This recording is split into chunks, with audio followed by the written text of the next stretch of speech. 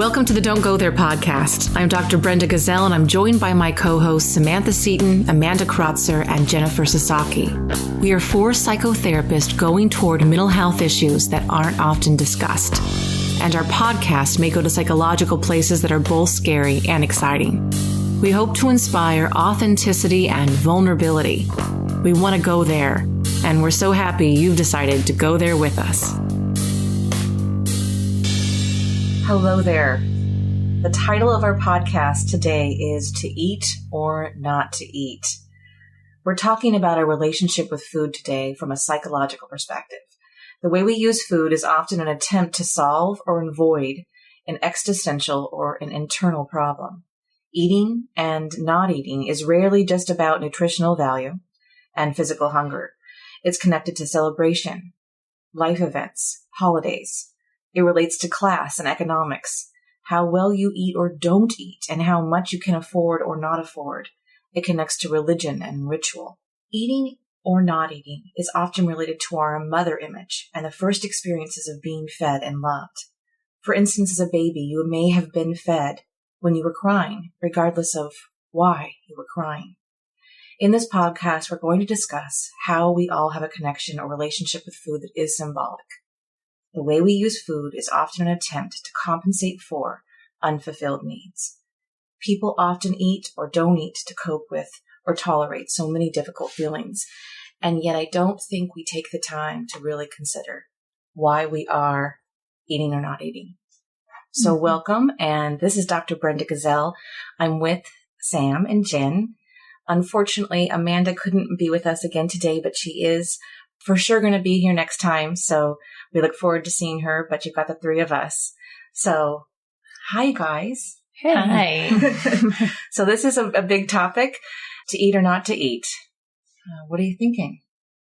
I wish we had a video. I know. Jen and I just gave us each other that look like, you going to jump in? There's so you going much. First? If you jump, I'll jump. I'm waiting for you to go first. Well, thank you for that introduction, Brenda. It was really good. Gosh, I'm so glad that we had a discussion before we started recording, and I'm so glad that we had that discussion because this topic is so personal to me and my personal recovery and in my life. And gosh, food for me, the relationship that I had with food was the not eating side of food. I was a not eater. If I didn't eat, if I restricted, if I had some control over food, it helped alleviate so many difficult feelings for me. It was a process that I don't even think I was fully conscious of for a few years, but that relationship that I had with food, with not eating food, was powerful. It was a gift in a lot of ways because it gave me a funny tool to get through life with, but it also became a deeply embedded addictive process for me, something that I am still unearthing and uncovering. Mm-hmm. So I'm glad we're talking about this. That's just my first jump in, as I'm a not eater and recovering not eater. So for me, I go home and have a good dinner tonight. I had a nice big lunch. For me, that's a successful day. But I think this relationship with food is so subtle and nuanced. And this is one of my specialties in the work that I do with my clients. And it's incredible, the different stories and the different relationships that everybody comes in having. It's really unique to each of us. It's a fascinating thing how something just like food that's supposed to be nourishment and fuel for our life becomes so much more. Mm-hmm. So I think that's all I'll start with. I was just thinking about just what you said about still sort of, working through it and stuff. And I think that's also another aspect of just food is it's such a hard thing. It's not something that, it's with us every day, all day. You mean in regards to addiction? Yeah, absolutely. You can be an alcoholic and quit alcohol, but you're not going to quit food. Yeah. Mm-hmm. Yeah. So I think it's something, I come also from the perspective, I struggled with anorexia for a long time and thankfully have been pretty free of that for almost a decade, but it's something still, it's never completely gone because I think, when you hear about, I think, oh, okay, I want to start picking up some exercise because I had to stop exercising, and I was an athlete and stuff and had to stop exercising. So even just going to exercise, I'm like, okay, is this, whatever, or wanting to eat better. Why did you have to stop exercise? Because I was over exercising, to definitely burn the calories and try and lose more weight. So like shifting to even being healthy and thinking, okay, I'm older now. I want to eat, certain ways that are more healthful for me. And then just having to focus on the food became a triggering thing where I was like, wait, oh my gosh, I'm back to, after years of not focusing on food and trying to do more intuitive eating, I'm back to focusing on it. And is this healthy or is this not healthy? And found myself sliding down this road again so quickly. So, I just think that's one of the things with food. It's just in our everyday lives. And like you said, Brenda, it's, everything, like when we're happy, when we're sad, when we celebrate. My boys are getting ready to graduate. What am I thinking about? Where are we going to go eat? First date, weddings. Yeah. Anything. Right. Yeah. What's interesting is both of you have the history with anorexia, and I don't. I definitely have, though. I would say, at times you could have wondered if I had eating disorder NOS, which was in the DSM would be not otherwise specified, because of just emotional eating or because of the way in which I think I just viewed myself. So it became so about the food became about being loved because I would say my mother and my father, or this is what, part of what I thought it was about, idealized being thin and looking a certain way.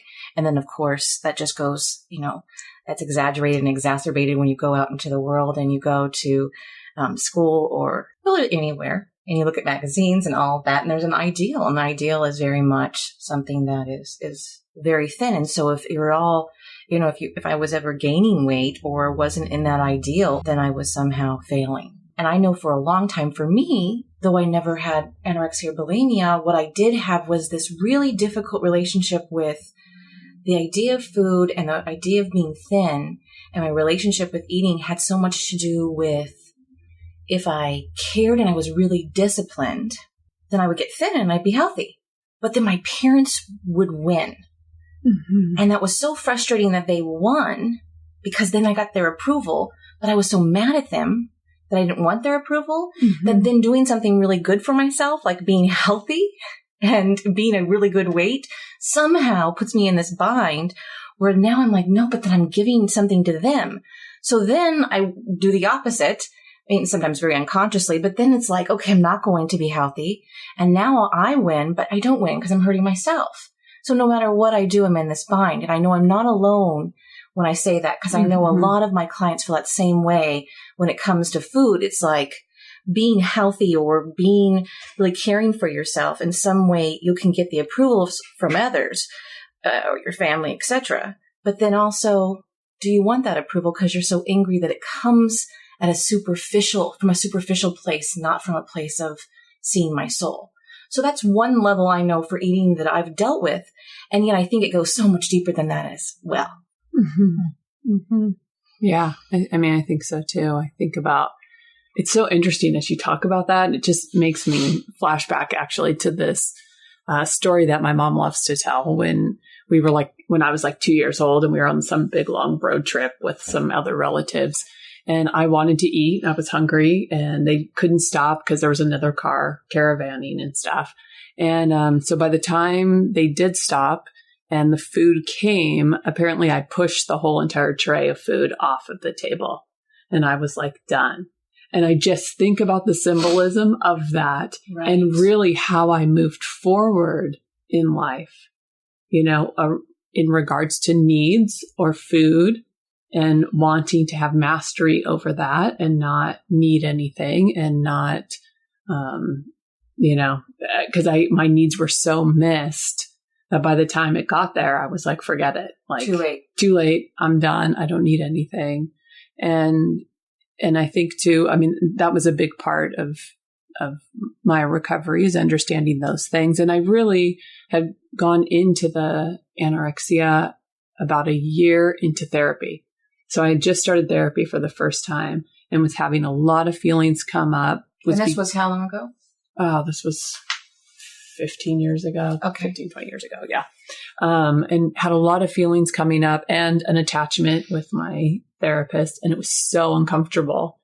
I mean, somewhere in me, something goes, okay, let's, maybe if we start losing some weight or running or, and it just snowballed very quickly from there. And for me, it was like, I'm not going to feel, I'm not, all these things that I think began looking back at that place, if not sooner, of just pushing away all those needs and, a way to master my feelings.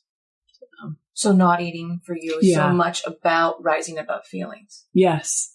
And it's so interesting. I think that's why I always relate well to people who've had anorexia, is because I may not have done it with food, but I learned that and I don't blame Germans at all. I am from a German family and I don't think they're all this way, but there is more of a culture of stoicism and rising above your feelings. And my father's side was, very German and very about us always rising above your feeling. Mm-hmm. In fact, they would say that, rise above it and put your head up with pride. You don't feel this and get almost be a head cut off from your body and your feeling. The one thing we preach against in therapy to connect and become whole was what I was taught. And the more you could do that, not have feelings, you were considered regal and dignified and lovely and strong and noble. Mm-hmm. And so to go against that is so difficult, still for me.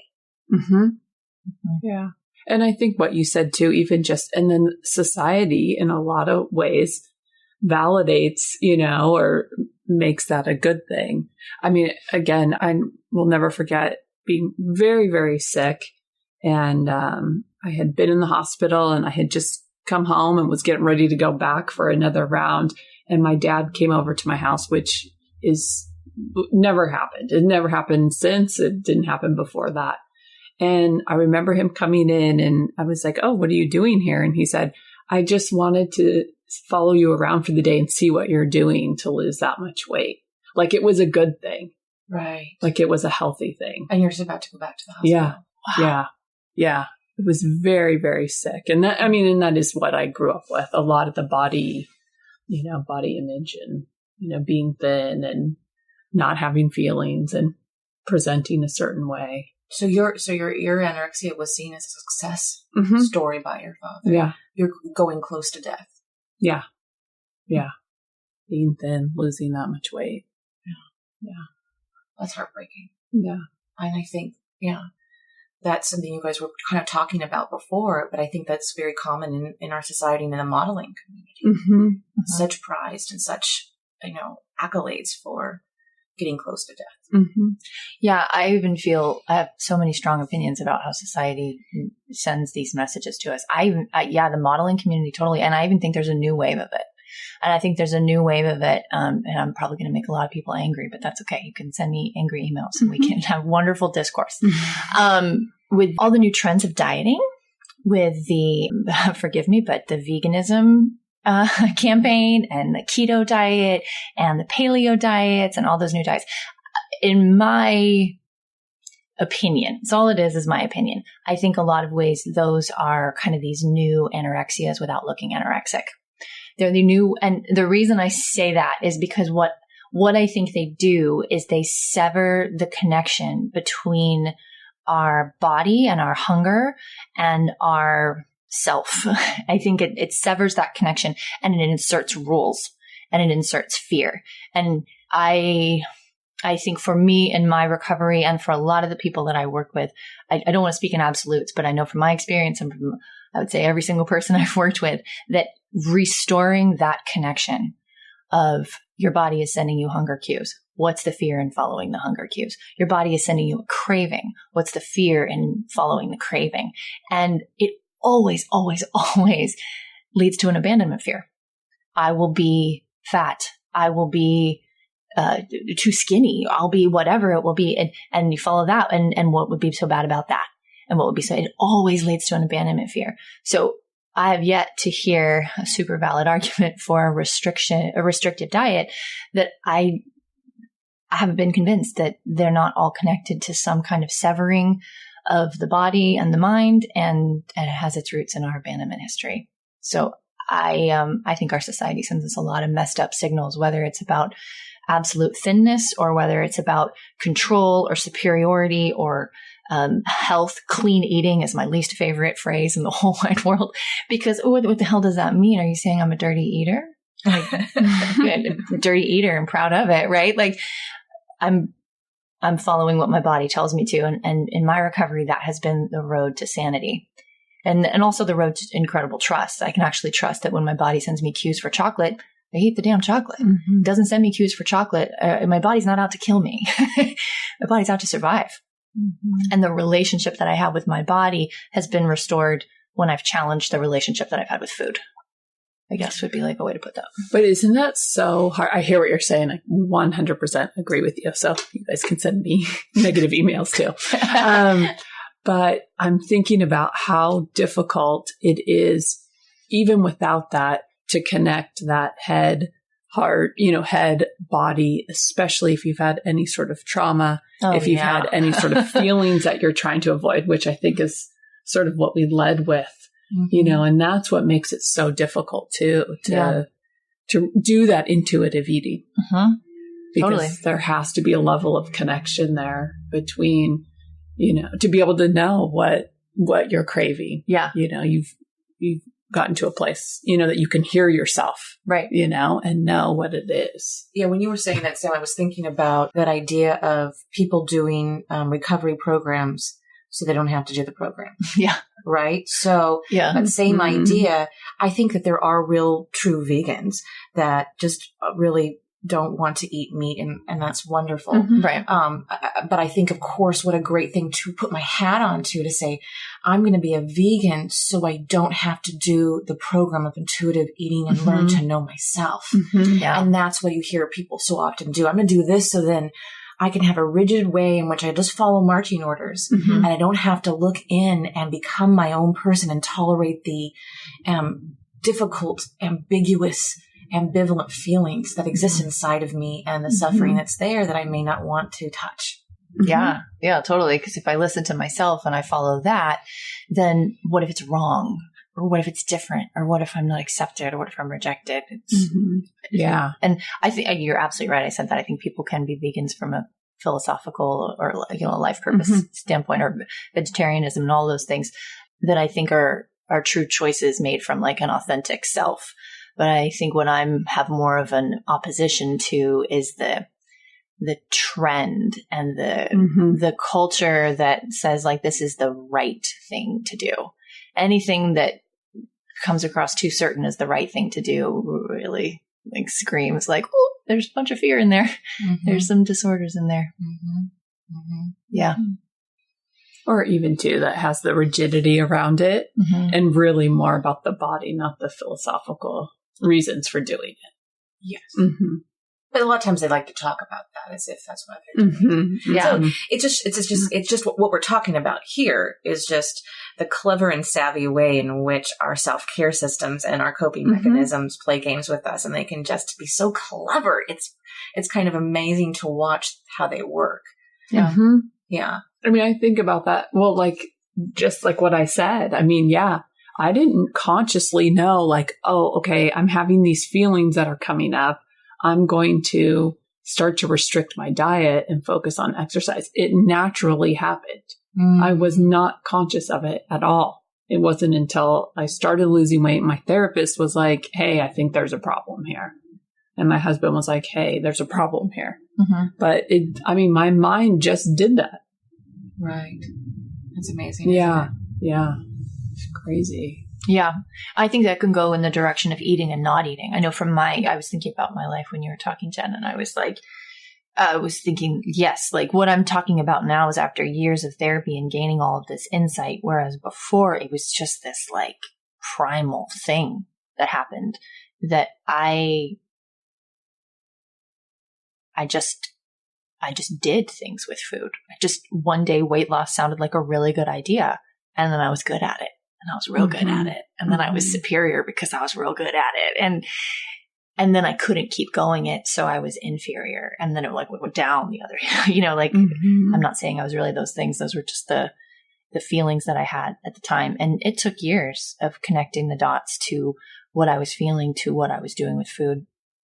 Years and years. And I think it can go in the other direction too of eating, of understanding the relationship of what am I feeling when I'm eating and which part of me is calling the shots to eat. Is it a hunger cue? Is it an emotional cue? It can go the other way too. And I think it's great that we just ask the question, because maybe that's what I feel like is really missing in our society, is the question about what's your relationship with food and where are you with your relationship with food? I think it tells us what our relationship with food should be.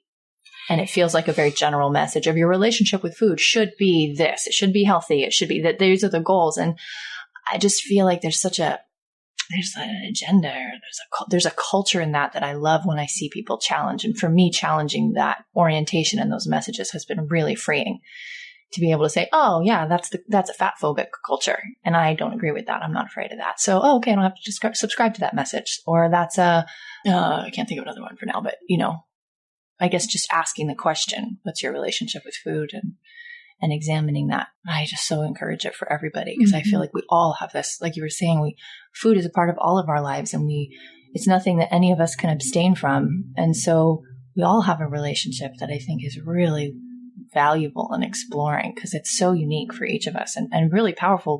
I've learned so much about myself. I watch people learn so much about themselves all week long in examining what they're feeling and why, and what they're eating and why. Yes. And just to personalize it, I would say that I know so much of my relationship with food has been about self-loathing or not self-loathing. So the symbolism, I just want to kind of throw that out as a personal example. I can think about just when I was young, dieting to lose weight. And it was the only reason I would be dieting was because my mom or my dad or someone said, because, I was an athlete too in high school, and then I stopped all of a sudden in high school. And so then all of a sudden you gain weight pretty quickly because you're used to like 5 hours a day swimming. And then you're like, oh, wait, I can't eat whatever I want. And I can remember this like, oh my gosh, I hate myself. Right. That's what I'm supposed to feel. Disgust. And then going towards that, it was not unconscious for me. It's completely conscious. I need to beat myself up and get myself into shape. And now I'm appropriate and I'm okay and I'm enough and I can be in the world. And I know I talk to so many clients like that. It's like, because I'm fat, I can't be in the world. I can't dance. I can't go out and have a vacation. I can't have friends. I can't go on a date. I can't have a relationship. I won't get the job because I'm this. And so what happens is that you're taken away from life because of your self-loathing. And if you lose the weight, then you're acceptable. But you're not really acceptable. You've found a way in which to present as acceptable. So really underneath somehow, that anytime you can go back to that unacceptable, disgusting place, or it lives inside of you, all of that kind of symbolic stuff. And that all is about the food. And so, I think that that's such a normal experience for people.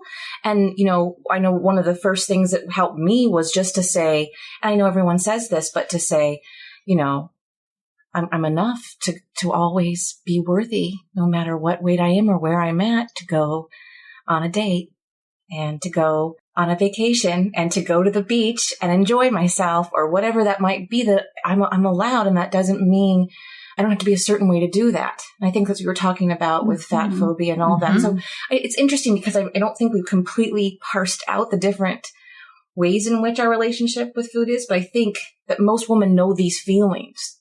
Yeah. Definitely. Yeah. Yeah. I think it's powerful too, Brenda, what you share. I mean, I think about my daughter who developed PCOS when she was in high school, polycystic ovarian syndrome. And one of the symptoms of that is weight gain. And she's a very tiny person. So to put 10 pounds on a 5'2" person as a junior in high school, and it shifted, and I watched it shift her relationship with food. So because now food became something different for her, because now she had gained weight and she was different than, and saw herself as unworthy and unlovable. And, and so she shifted her relationship with food. And I saw her do things that, she wouldn't have done before. And it's so sad. And it started with all of that, like what you said, all those messages of now I'm not worthy enough to go to the beach or to get a date or to, do all these other things. So very, very sad. Yeah. And it's fascinating. I think, I don't know the statistics, but I do know this, that we're 3 white women. And we tend to be the population that struggles the most with this relationship with food. That, African-American women of other minorities in our country don't seem to have the same kind of struggles. They have a much more body positive culture. They have a much more accepting relationship with their bodies at any size. Well, it's on the rise, though. Is it? Yeah. Yeah. I don't know the recent statistics of it, but I was just thinking that that is interesting. It's this. You said, do you know more? I don't know that much. I just know that it is going on the rise, and that they're saying, not even minority groups are feeling it, but males as well. And that we're seeing just more and more of this becoming a widespread issue instead of what it was for so long, which was, I think, not just women that were Caucasian, but also middle to upper class. Yeah. And in a nuclear family, often with an overbearing mother. That was the profile for many years. And it's completely shifted to being just much more widespread, much more minorities. But that was the past profile. Oh, that's really interesting. Makes me wonder why. I know, me too. Yeah, it makes you wonder why. And whenever there's research and stuff, I always wonder is that really an accurate picture, or are there these other components of people are just getting more honest, and the problem's always been an epidemic in all these other cultures and all these other areas of people, but they haven't been able to say it. I don't know, but it's such an interesting thing. I think this is such a primal, age-old thing. We've all had relationships with. And that's food. right where I'm going. Yeah. I mean, that's exactly what I was thinking. You're saying that. I'm like, what we keep hearing a circle around is, the patriarchal idea of what a woman should be. That's there. Or what a man should be too. Or what a man should be, right? And because a man can't be soft and feminine, and a woman is supposed to be a certain way. Yeah. Yes. And so much of our relationship with food is about cutting off the feminine in ourselves. And, rising above, being the rational, good Apollonian person, the good Athenian girl, and not being the feeling. Yeah, feeling feminine, intuitive, messy, possibly dark and scary, right?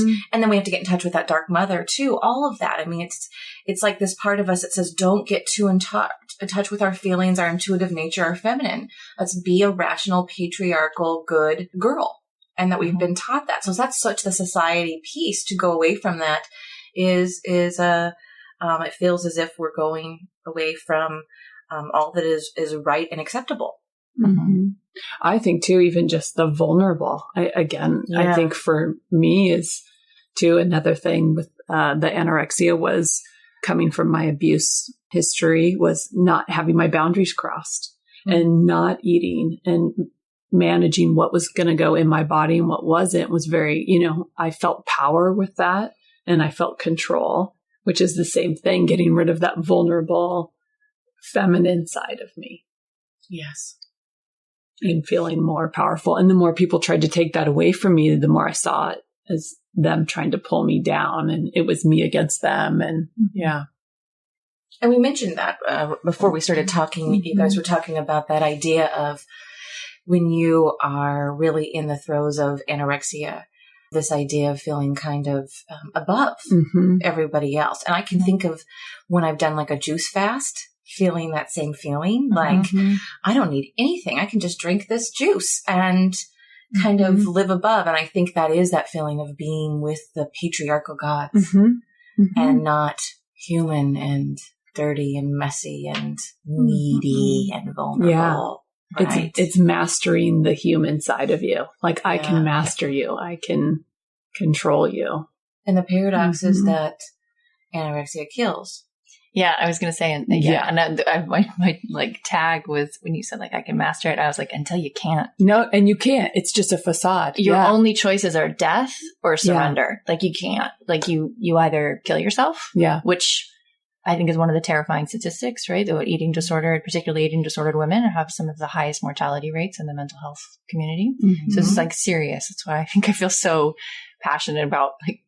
Everyone, please examine what to eat or not to eat, your relationship with food. It's like, it's life or death. Well, it was for me, and I know it is for a lot of people. And it is life or death, even if it's not anorexia. Yes.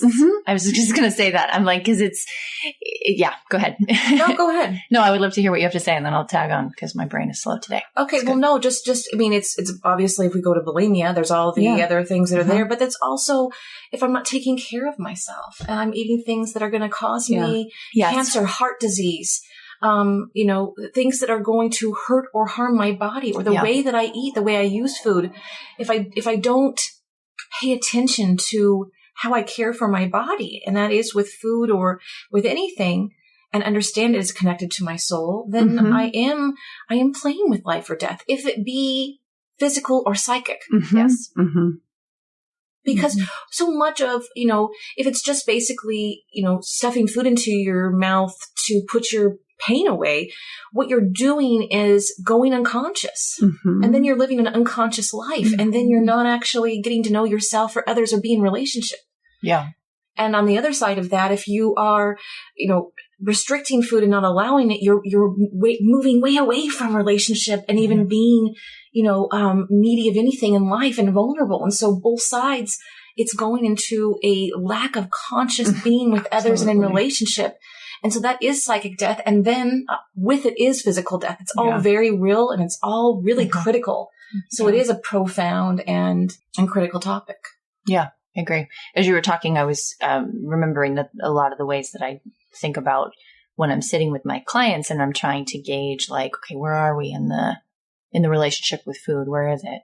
And then when I think about myself and my relationship with food, when I had my children, I think my eating disorder recovery really started shifting, because it became this way that I saw that I would never withhold food from my children, or I would never shove food in their mouth to shut them up. And so when I began looking at my own inner child from a psychological perspective, I used to get these visuals of like, oh my God, I haven't fed her in days. Oh my God, I'm feeling all of this and I haven't taken the time to stop and feed her. Oh my gosh. And it was this like amazing, like the visuals that I would get, these images that I would work with my therapist were so profound, because I realized that, a lot of my anorexia, I think, was connected to a significant neglect history, psychological neglect and some physical neglect of not being fed on a regular basis. And so it became very normal for me to not feed myself. And then it became something that if I could develop mastery over, then I could, on some level, I had this fantasy that I could control the conflicting feelings about not being fed. Because I'm so angry about not being fed that I had all this anger towards my caregivers. Yet I had this tremendous need. And then when they did feed me, it was such a sweet relief, but I hated that sweet relief.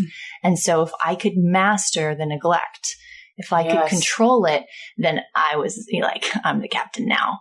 Right. But when I got in touch with my inner child, I started realizing that like that was over. And I was just me and this little girl inside that was either emaciated or on the swing of it, because there's always been two sides for me. I was anorexic for a long time, and then I literally couldn't keep going and I didn't want to die. And so then I started having what I would call lapses, but they were bulimia, where I fed myself uncontrollably and then couldn't negotiate the fear around all the food I had in my body.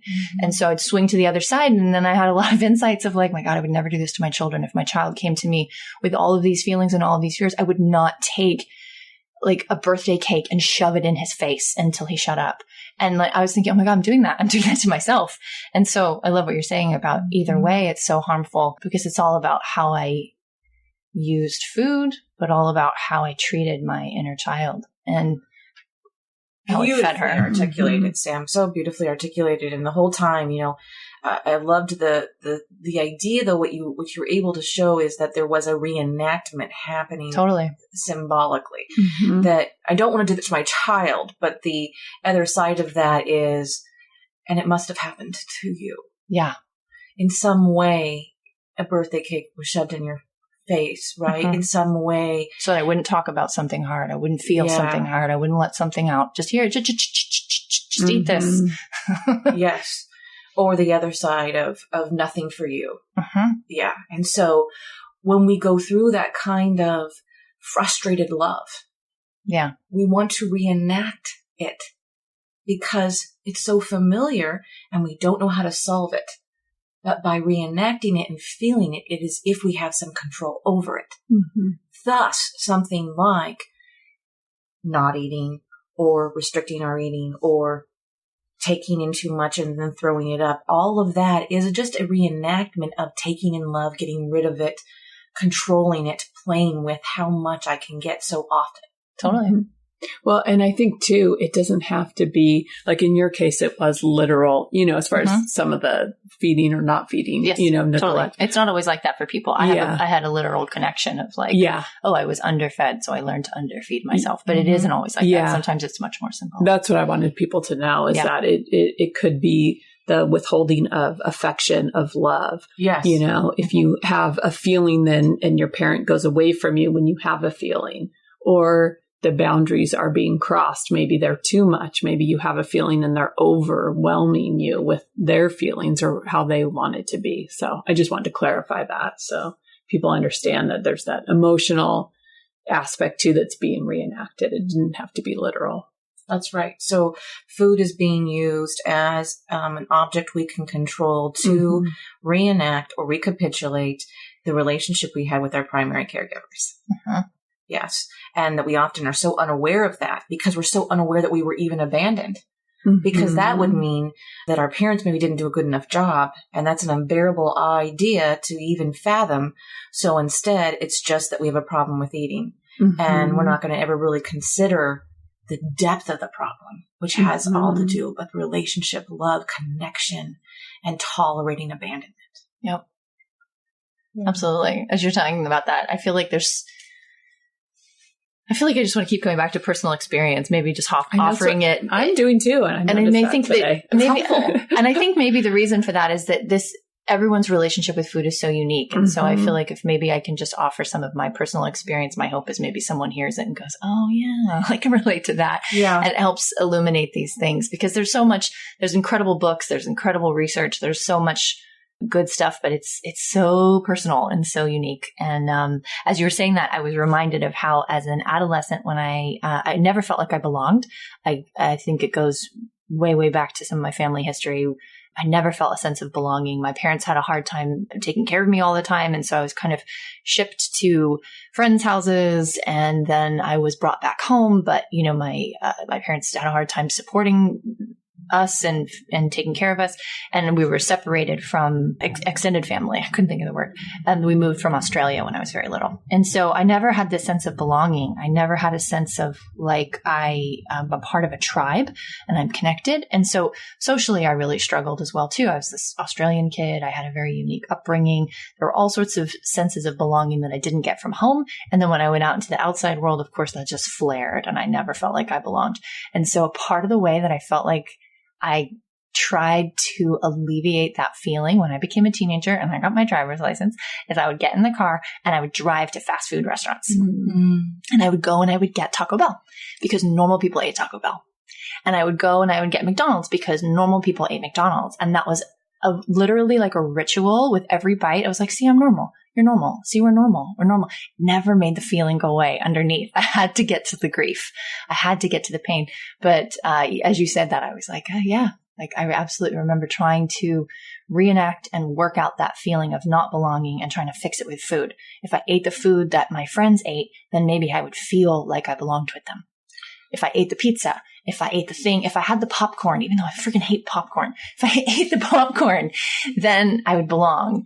And there was this tremendous fear that if I actually ate what I wanted to eat, it would kind of expose how weird I was. First of all, I just laugh and think, gosh, those advertising people are good, aren't they? Mm-hmm. Eat this and you're normal. I mean, that's kind of the message, isn't it? You're a good family. You're normal. Look at, we're family people. And it's like, anyways, I could go on and on about that. But nonetheless, the point of that is so interesting is when I think of the advertising, at least for McDonald's, I thought the advertising is, though, it's a family restaurant. And I can remember every time I've ever watched a kid, they want to go to the play area in McDonald's. I mean, that's such a pool. It's like, good for you, McDonald's. You got them because it's like, how do you say no to a playground to your kids? But really, they get you in the door to get that, cheeseburger or whatever.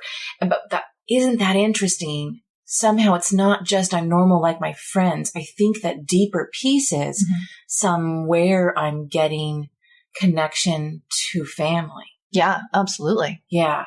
Yeah. That even food gives us that false connection of, and this is what families do. They go out and they eat this food. This is what families have. So I'm getting that on a deeper level as well. It's so interesting how we can use food in that way. I mean, I can think of, certain times when I went out to dinner or got to try certain things and you're like, oh, and so now we're like this person or we're doing this. It's so connected to somehow, and now I'm enough. Yeah. Right? Because we get to have that or whatever it is. It's so interesting the way that we place value of connection, love, and regard onto food. It's so and weird. Yet we disavow it all day long. People usually disavow it or go, no, it's just about the food. Yeah, I'm just trying to lose a little weight. Yeah. Or I'm just, or no, just I don't care for that. It's fine. Eating clean. Yeah. Eating clean. Isn't it crazy too? I'm thinking about like your story, talking about going to Taco Bell. Yeah. It makes me think about, I was a latchkey kid. So my mom would, call us on the way home and pick up Del Taco, Carl's Jr. I mean, we ate Del Taco so much that when our local Del Taco burned down, we literally had so many people calling to make sure me and my sisters were okay and we had enough food to eat because that's how much we went to Del Taco. Everybody knew. That's pretty much what we lived on. Wow.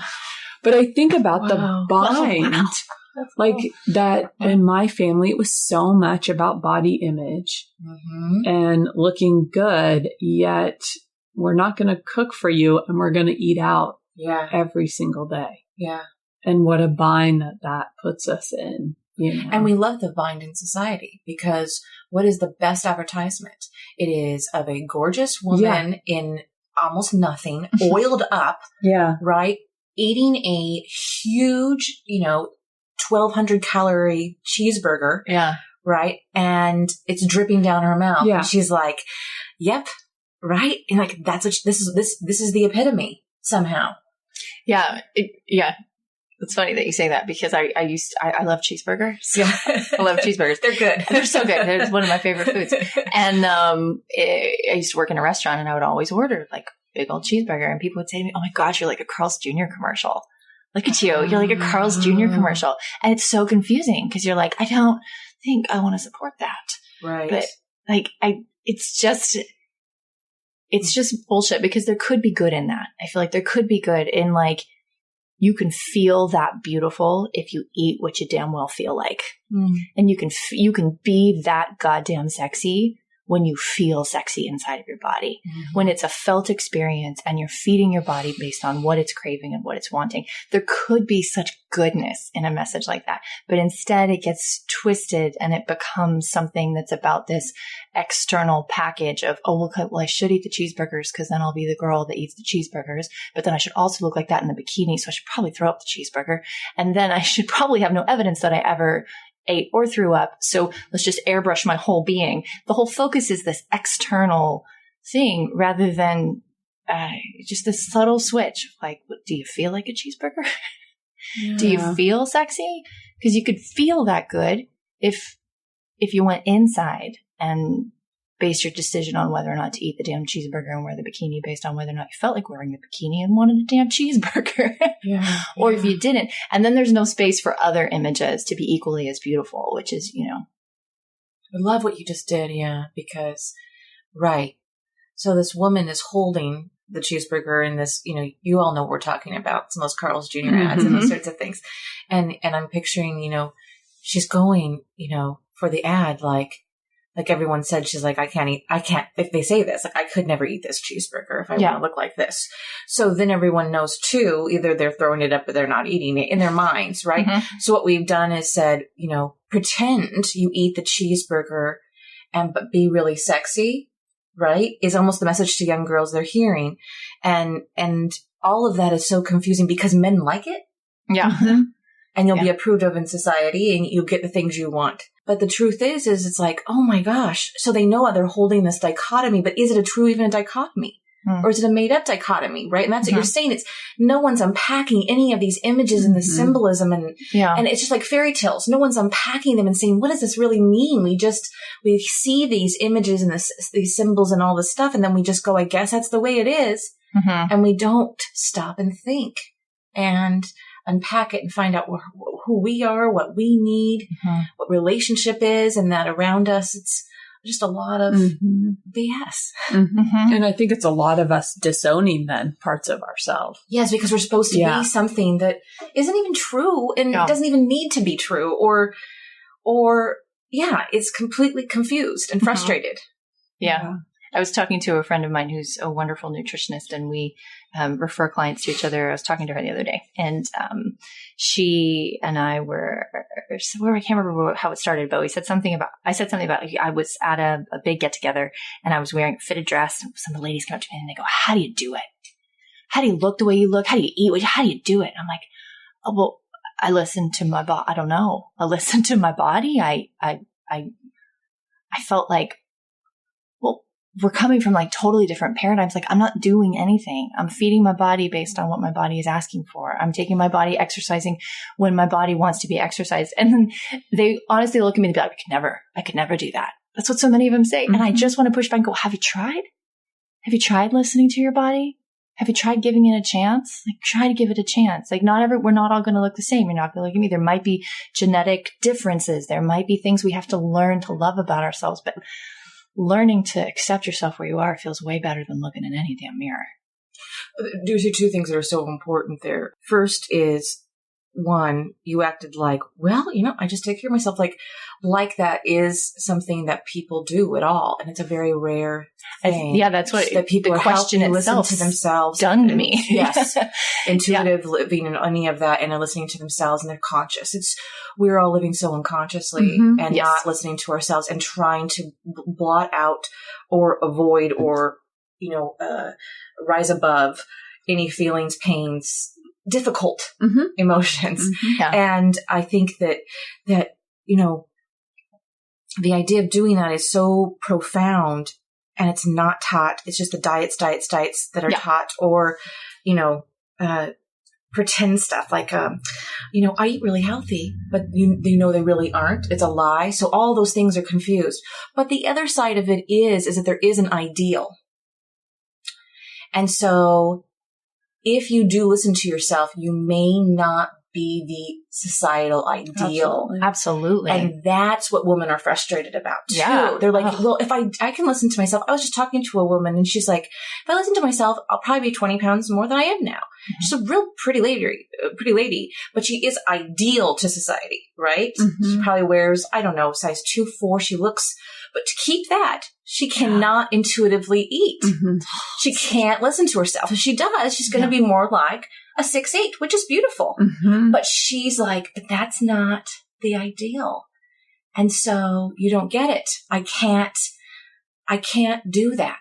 So then they go to other people and go, what do you do? Because none of us can do that. Don't you see? We can't just accept our bodies as they are. We're all trying to be the ideal. So when they come to you with a question, they're not coming with the question. They're assuming that this isn't your weight on its own. Absolutely. They're assuming that you probably are about 15, 20 more. And so you got there somehow because a lot of people, their natural weight is going to be a little bit more than this ideal weight. And it's sad. It's like, you have to grieve that. You have to grieve that you're, you may not be the ideal and that's healthy and good and okay. And you're lovely.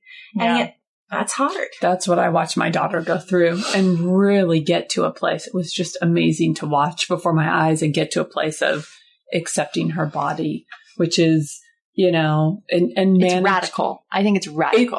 is. It's like, radical. And she has so much powerful. freedom. Mhm. Like I just see her now, and she's in her early 20s and she just has so much freedom Mhm. and loves herself so much more. And I Yeah. watch her go through all the different cycles of trying to restrict some, trying to exercise more, than just having this, a little obsession with food. You could just see it. I could watch from the outside, watch it control her and get to a place now of just complete freedom and just loving her body, which she's a little more athletic build. She's 5'2". And I think it was hard. I mean, I'm almost 5'10" and have a completely different build than she does. Right. And so she has brothers that are all tall and really thin. And so she had to struggle through that.